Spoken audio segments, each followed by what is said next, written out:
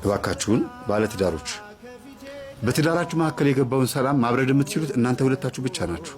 ምናልባት ንስሐ አባት በመካከል ገብቶ ወይም መምህራን ወይም ደግሞ ሽማግሌዎች ገብተው እሱም በጣም በጥንቃቄ ነው። በአሁኑ ሰዓት ሽማግሌዎች ገብተው ያስታርቃሉ ብዬ ያላስብም።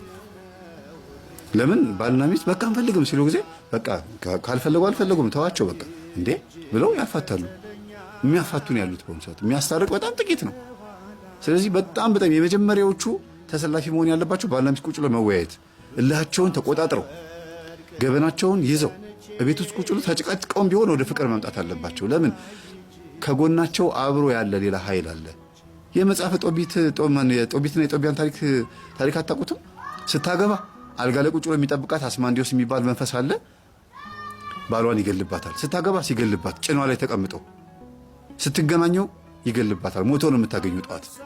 መጨረሻ ላይ ነው እንግዲህ ጦቢያ መጥተው በእግዚአብሔር ኃይል በቅዱስ ሩፋኤል ኃይል አግብቷት ሰላም የሆነው መንፈሱ ሮጦ ሲወጣ አየችው ነው የሚለው። ምንድነው የወጣው አሁን ብላ ስትል ይሄ ነበረ ባሎችሽን ይገልብሽ የነበረው።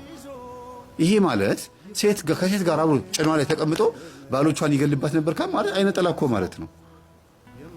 ይሄ ማለት ስታረግዝም እኮ ከልጆቹ ጋር አብሮ የሚወለደው መንፈስ ማለት ነው። ጭኗ ላይ ተቀምጦ ባሎቿን